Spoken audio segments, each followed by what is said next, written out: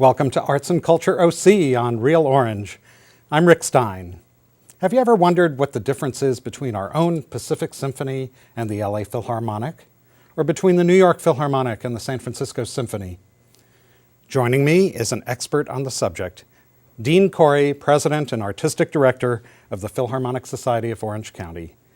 Welcome, Dean. Thanks, Rick. Nice to be here.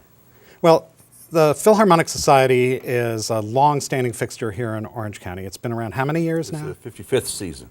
And was it in the very first season that they began to bring in the LA Philharmonic? We started out in 1954, and for about 5 or 6 years after that, as an orchestra, the Orange County Philharmonic. And the board of directors at the time said we could wait for this orchestra to get better, or we could just start bringing down the Los Angeles Philharmonic, and which they did. And then from that point, it expanded to other orchestras. So we still are a big presenter of visiting orchestras from the United States and from Europe and China and everywhere else.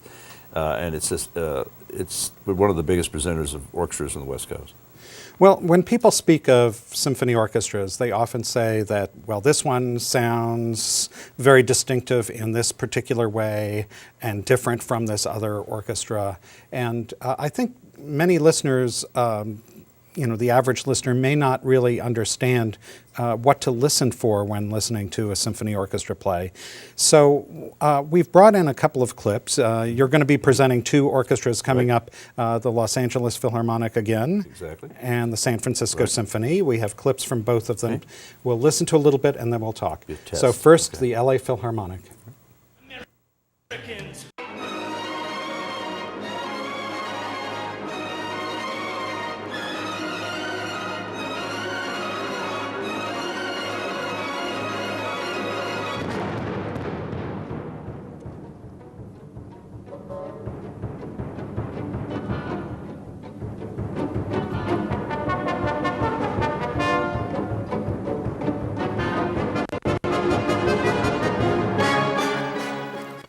So, Dean, what piece of music were they playing? That's the Firebird. Oh, that's the Firebird also. Mm-hmm. Great. And in that particular clip, did it showcase any particular part of the orchestra that is their strength, do you feel? I think the great strength of the Los Angeles Philharmonic has been the fact that they can play almost anything well. They're very versed in playing contemporary music. I mean, the Firebird is not exactly, it's early 20th century music now at this point. It's 100 years old. But they are, every section is strong and quick, primarily due to the leader, in this particular clip, Esa-Pekka Salonen. Mm-hmm. And he's really honed the orchestra into a very sharp-edged tool to be able to especially confront brilliant pieces like Firebird and other contemporary pieces. Uh-huh. And he's leaving, of course. He's leaving. And recently you brought in the Israel Philharmonic with his successor. Gustavo Dudamel.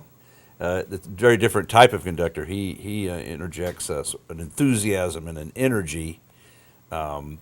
I don't know exactly how much detail he deals with compared to what Esa-Pekka does. Esa-Pekka was very detailed. And now there's another conductor who's very of great distinction and esteem, and Michael Tilson Thomas is the music director of the San Francisco Symphony. I think we should listen to a little clip of that.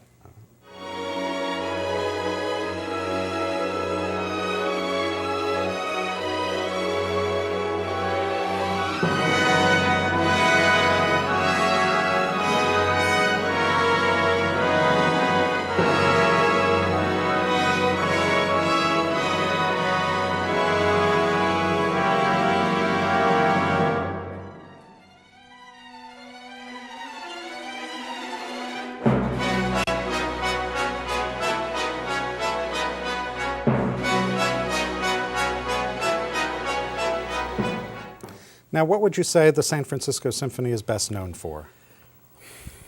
I think that's also the Firebird. It's the finale of it. I think the San Francisco Symphony's had probably they've had a great reputation for a longer period of time.